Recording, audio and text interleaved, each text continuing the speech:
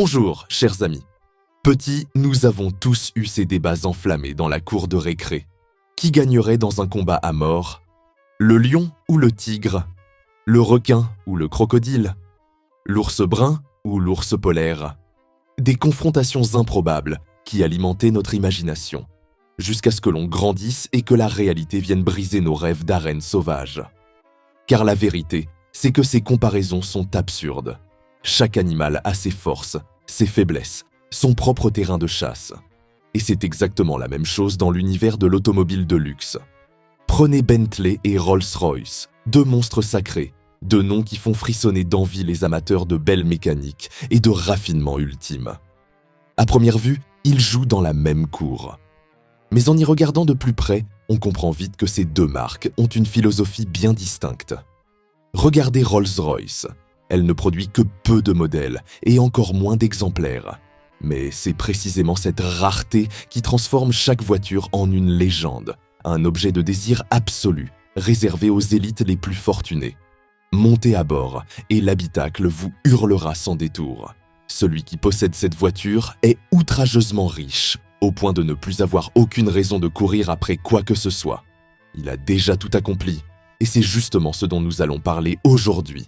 Rolls-Royce, son histoire, son ADN, son mythe. Comment une simple rencontre entre deux passionnés a non seulement changé leur destin, mais aussi celui de milliers de riches à travers le monde.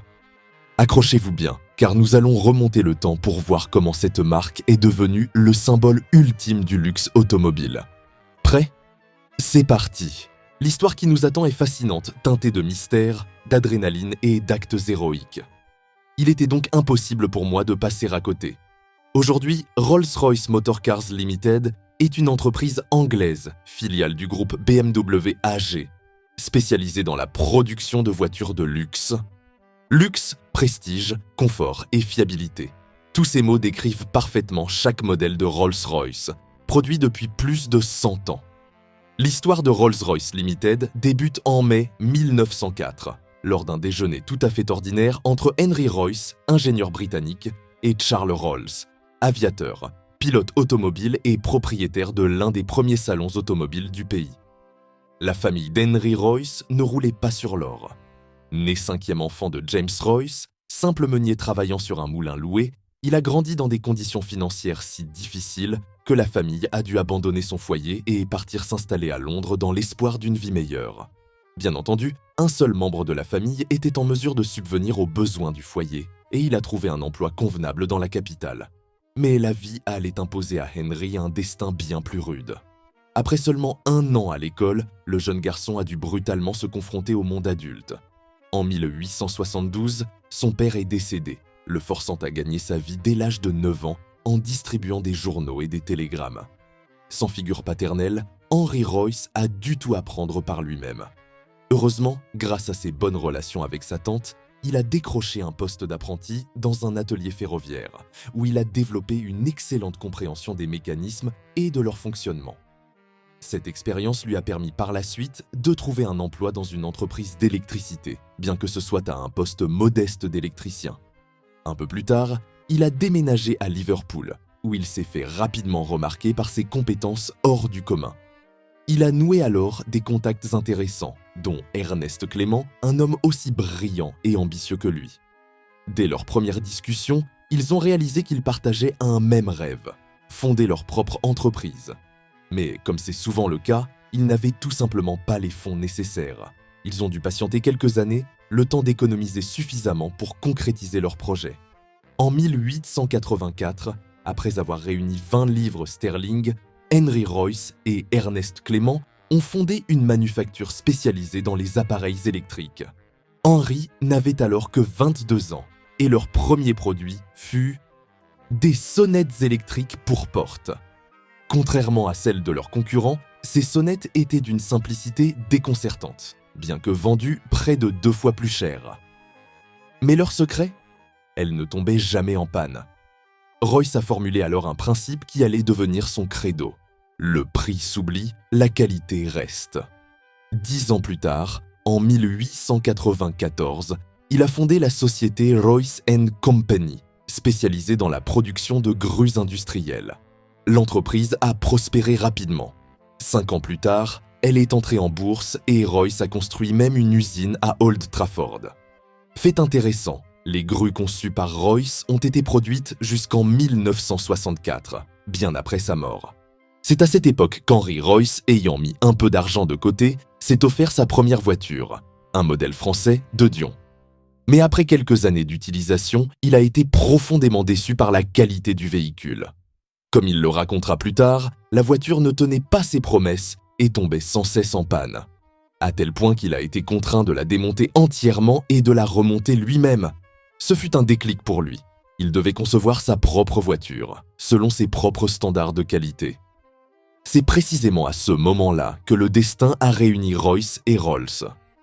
Henry était un perfectionniste acharné, tandis que Charles Rolls était un passionné d'automobile tout aussi enthousiaste. L'histoire de Charles Rolls, quant à elle, est bien différente. Dès son plus jeune âge, il s'intéressait à l'ingénierie mécanique et avait étudié même cette discipline à l'université de Cambridge. Il fut d'ailleurs le premier étudiant de sa promotion à posséder une voiture et à participer à des courses automobiles. Mais, à la différence de Royce, il avait eu la chance de naître dans une famille noble et fortunée qui le soutenait dans toutes ses entreprises. Leur rencontre a marqué le début d'une révolution dans l'industrie automobile. Grâce à ses relations et à sa solide situation financière, le jeune Charles Rolls avait pu ouvrir un salon spécialisé dans la vente de voitures étrangères. Tout semblait bien se passer, sauf qu'il s'était heurté rapidement à un problème majeur, ses fournisseurs. Ces derniers retardaient les livraisons, expédiaient des pièces détachées défectueuses et, dans certains cas, envoyaient même des modèles totalement différents de ceux commandés. Pendant plusieurs années, Rolls cherchait un partenaire fiable. Mais rappelons que nous étions en 1904. L'automobile était encore une curiosité méconnue du grand public, et Henry Ford venait à peine de lancer son modeste atelier de production. Autrement dit, Charles Rolls était livré à lui-même dans cette aventure. Il s'acharnait, seul, à développer son affaire, jusqu'à ce qu'il croise le chemin de Henry Royce. Leur première rencontre fut d'ailleurs mémorable. C'est Rolls qui avait envoyé une télégramme à Royce, lui proposant un rendez-vous à Londres pour discuter d'un éventuel partenariat. Mais la réponse a été des plus surprenantes. « C'est vous qui avez besoin de moi. Alors, venez me voir. » Et il faut le reconnaître. Le très distingué Charles Rolls n'a pas hésité une seconde et s'est déplacé en personne. Leur rencontre a eu lieu le 4 mai 1904 au Midland Hotel. Aujourd'hui encore, une plaque commémorative y est installée en souvenir de ce moment historique. À l'époque, Henry Royce avait 41 ans, tandis que Charles Rolls n'en avait que 26. Mais au-delà de la différence d'âge, un véritable gouffre social les séparait. D'un côté, un riche héritier, et de l'autre, un ouvrier autodidacte ayant bâti son succès à la force de son travail. Pourtant, ils se sont compris immédiatement. Dès le début de l'année 1905, leur collaboration a démarré officiellement, bien que leur accord ait été signé dès l'année précédente. Très vite, les premiers véhicules Rolls-Royce ont vu le jour. Grâce à son excellent réseau et à son talent de communicant, Rolls a alerté immédiatement la presse en annonçant qu'il travaillait sur un tout nouveau modèle d'automobile. Cette simple déclaration a fait monter l'excitation et l'attente autour de la marque. D'ailleurs, l'alliance entre ces deux hommes a été tout simplement parfaite. Henry Royce concevait des voitures exceptionnelles d'un point de vue technique, tandis que Charles Rolls excellait dans l'art de les vendre. Dès les débuts de l'entreprise, chacun respectait les compétences de l'autre. Royce n'intervenait pas dans les ventes et Rolls ne freinait jamais la créativité de son ingénieur. Ce partage des responsabilités a été probablement l'un des grands secrets de leur succès. C'est ainsi qu'est née la société Rolls-Royce. Dès la fin de l'année, elle réalisait déjà d'excellentes ventes. Son premier modèle, le Silver Ghost, a été conçu dans l'usine de Royce, située sur Cook Street, à Manchester, et a été mis en circulation en 1907. Initialement, ce modèle était équipé d'un moteur de 7036 cm3 composé de 6 cylindres. Mais en 1909, sa puissance a été portée à 7428 cm3. Quant à son prix, il était astronomique. Le châssis et le moteur seuls coûtaient déjà 985 livres sterling, une somme extravagante pour l'époque. Mais le pire, c'est que ce tarif ne comprenait même pas la carrosserie. Les acheteurs devaient débourser encore près de 1000 livres supplémentaires pour la faire fabriquer sur mesure. Soit près de 2000 livres au total, une somme suffisante pour acheter un manoir à Londres. Et pourtant, Rolls et Royce n'ont jamais cédé sur leur prix. Ils ont refusé catégoriquement de brader leur création, car leur philosophie était claire, se démarquer de la concurrence en misant sur la qualité absolue. Contrairement aux voitures françaises, souvent jugées peu fiables, les Rolls-Royce étaient conçus pour durer. Et leur pari a été un véritable triomphe. Le Silver Ghost a été produit jusqu'en 1925 et connaissait un succès retentissant, tant chez les automobilistes que chez les pilotes de course. Mais l'histoire de Rolls-Royce ne faisait que commencer. Le meilleur restait à venir. Quoi qu'il en soit, il est devenu rapidement évident que l'argent venait cruellement à manquer. Après tout, Charles Rolls n'était que le 5e enfant de sa famille, et son père était toujours en vie, sans aucune intention de lui laisser un héritage conséquent. Pour financer leur expansion, ils ont été contraints d'augmenter le nombre d'actionnaires.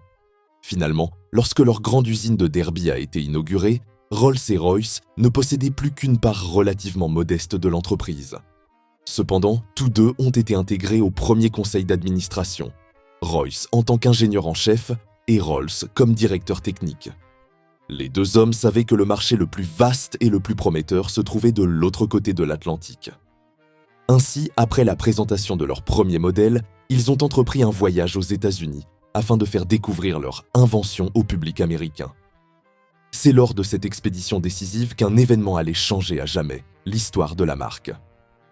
Charles Rolls a fait la rencontre des frères Wright, les pionniers de l'aviation. Fasciné par leurs exploits, Rolls s'est passionné immédiatement pour l'aéronautique. Rapidement, il a assimilé toutes les connaissances nécessaires et après quelques mois d'apprentissage, il a pris lui-même les commandes d'un avion. Il est allé même jusqu'à traverser la Manche en solitaire. Un exploit impressionnant pour l'époque. Tout laissait à penser que Rolls allait se consacrer entièrement à l'aviation. Mais par un hasard du destin, ou peut-être de manière délibérée, l'aviation est devenue une nouvelle branche commerciale majeure de Rolls-Royce. Après avoir longuement réfléchi, les associés ont décidé de développer leur propre moteur d'avion, avec Henry Royce comme ingénieur principal. Les moteurs conçus par Rolls-Royce ont rencontré un succès fulgurant, au point d'être toujours produits aujourd'hui. Mieux encore, il reste une référence mondiale dans l'industrie aéronautique. D'ailleurs, c'est grâce à cette diversification que Rolls-Royce a pu survivre à la Première Guerre mondiale, alors que l'industrie automobile connaissait un ralentissement sans précédent. Les deux hommes nourrissaient de grands projets pour l'avenir, et il est difficile d'imaginer jusqu'où aurait pu aller leur entreprise si le cours de l'histoire n'avait pas été bouleversé en 1910. Un jour ordinaire, Henry Royce a reçu l'une des pires nouvelles de sa vie. Charles Rolls venait de mourir.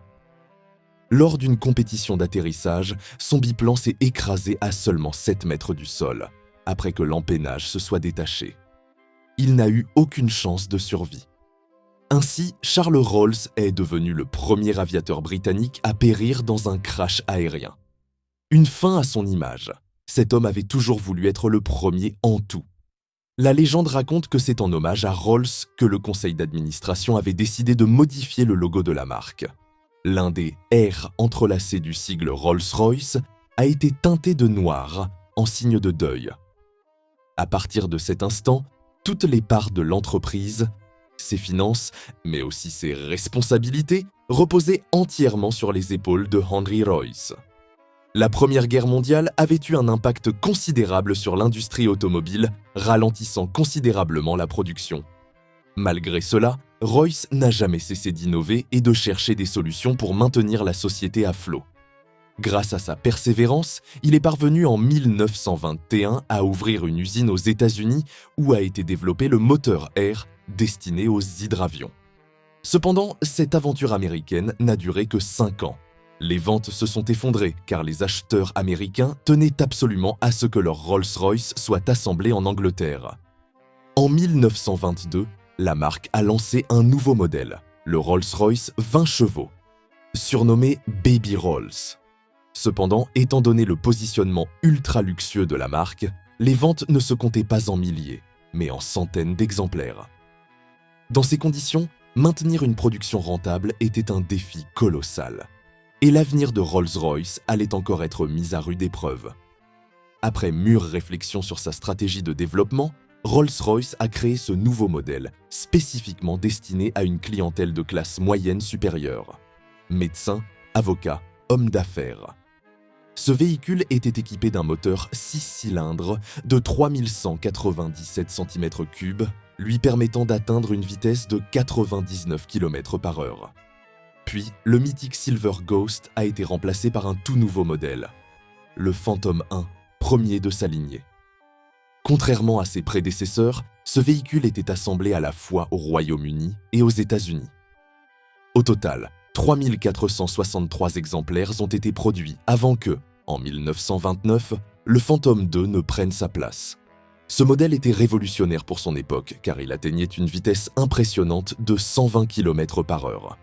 Sa production a continué jusqu'en 1935 avant d'être remplacé par le Phantom 3, qui allait être le dernier modèle d'avant-guerre et le dernier entièrement conçu en interne par Rolls-Royce. En 1931, Rolls-Royce a procédé à un rachat stratégique en acquérant une partie des actifs de son principal concurrent, Bentley. Cette entreprise, alors en grande difficulté financière, jouissait néanmoins d'une excellente réputation pour ses voitures solides, luxueuses et fiables, similaires aux Rolls-Royce. Avec cette acquisition, Henry Royce a éliminé son plus grand rival. Et voilà que nous arrivons en 1933. Henry Royce, désormais âgé de 70 ans, avait de plus en plus de mal à assumer ses responsabilités. Mais malgré cela, il a refusé de quitter son poste d'ingénieur en chef et de maître d'œuvre de l'entreprise. Il est resté fidèle à sa mission jusqu'à son dernier souffle. Le 22 avril 1933, Henry Royce s'est éteint. Son déclin physique avait commencé bien plus tôt, dès 1911, alors qu'il se reposait sur la Riviera française. Gravement malade, il avait subi une opération chirurgicale extrêmement complexe pour l'époque, et peu de gens croyaient à ses chances de survie. Pourtant, il s'était accroché à la vie et a vécu encore 20 ans, parvenant tout juste à célébrer ses 70 ans. C'est à cette époque que la deuxième lettre R du logo Rolls-Royce aurait été assombrie en hommage à Royce. Toutefois, il ne s'agit que d'une légende. Certains y croient, d'autres la remettent en question, d'autant plus que les dates de modification du logo ne coïncident pas exactement avec celles des décès des fondateurs. Il est probable que la couleur ait changé pour des raisons purement pratiques. La demande pour des Rolls-Royce couleur bordeaux s'étant multipliée, le rouge du logo s'accordait mal avec cette teinte. Après la mort d'Henry Royce, l'entreprise a été dirigée par le conseil d'administration et les principaux actionnaires. Toutefois, ils avaient interdiction de déroger aux principes fondateurs, scrupuleusement établis par Henry Royce et Charles Rolls de leur vivant. Quant à l'un des symboles les plus célèbres de la marque, la statuette Spirit of Ecstasy, son origine reste enveloppée de mystère. Henry Royce, lui, était farouchement opposé à toute figurine décorative sur ses voitures. Selon lui, ces ornements altéraient l'esthétique des véhicules, nuisaient à leur aérodynamisme et ajoutaient une touche de vulgarité à ces automobiles d'exception. Mais il avait dû se rendre à l'évidence. Après l'achat de leur Rolls-Royce, certains propriétaires y ajoutaient des mascottes grotesques, telles que des chats noirs, des pin-up dénudés et même des figures masculines dans des postures indécentes. Face à cette vague de mauvais goût, Royce avait fini par céder. Mieux valait imposer un emblème officiel et élégant, plutôt que de laisser libre cours aux excentricités des clients. Une autre histoire intéressante entoure la création de la célèbre statuette.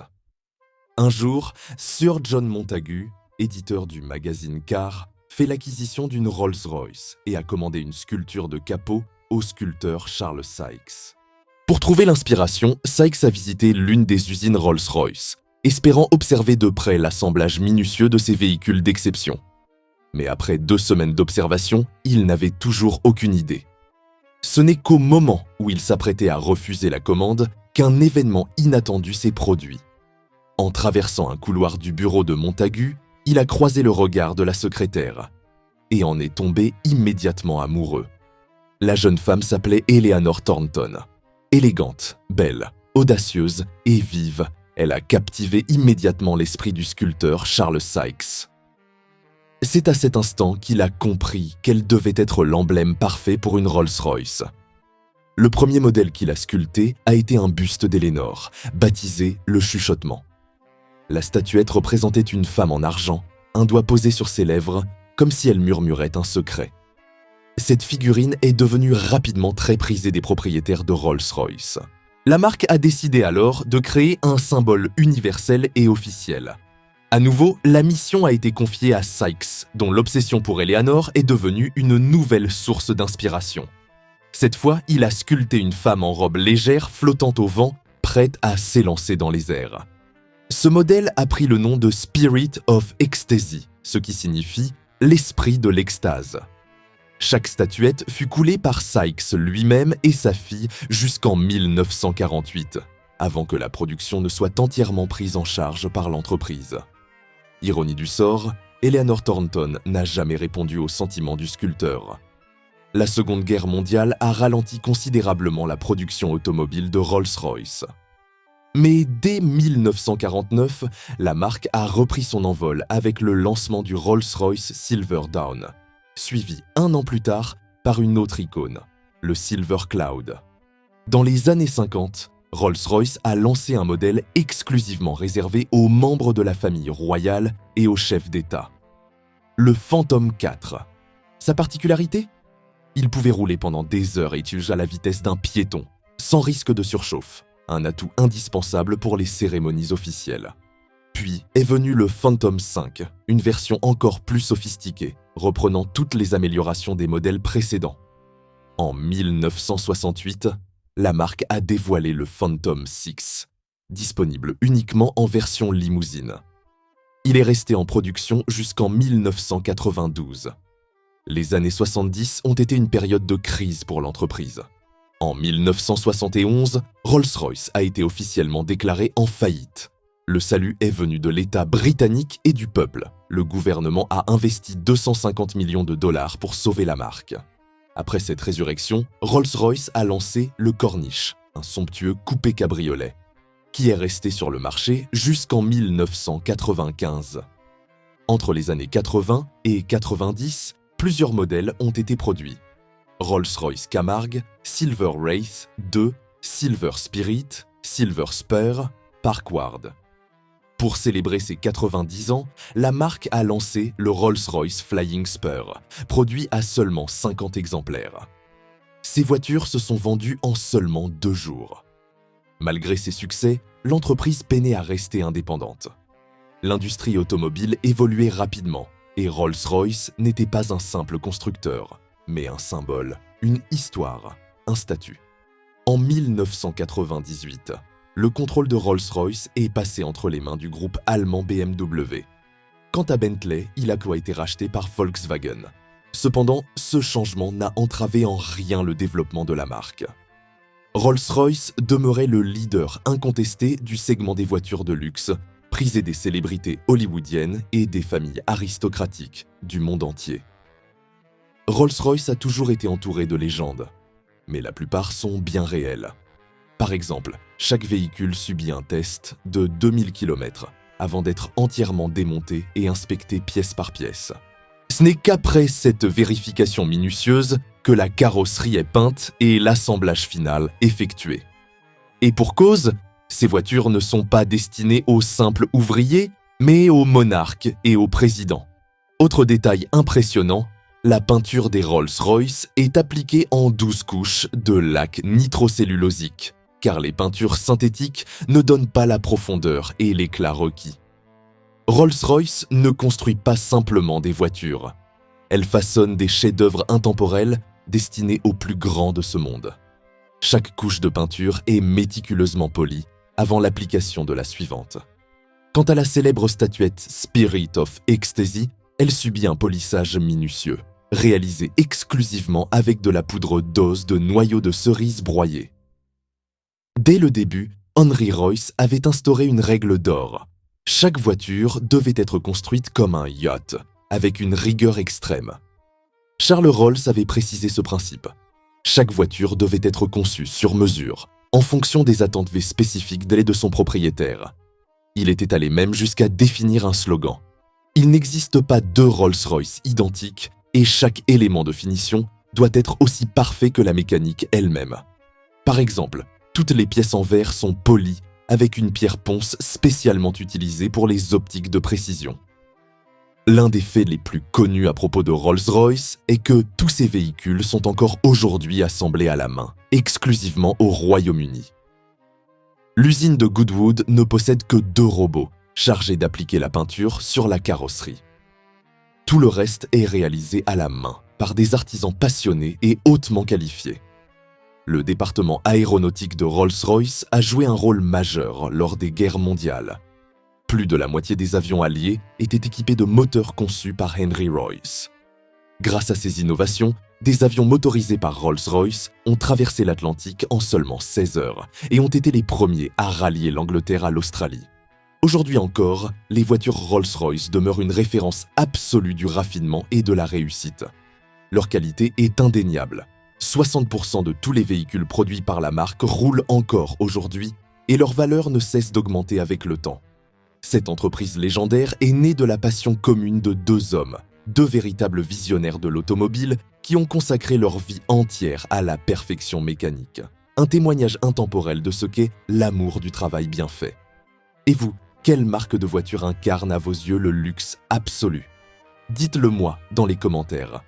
Avez-vous déjà eu la chance de voir une Rolls-Royce en vrai? Partagez votre expérience. Voilà qui conclut cette histoire fascinante. N'oubliez pas d'aimer la vidéo, de vous abonner à la chaîne et à bientôt.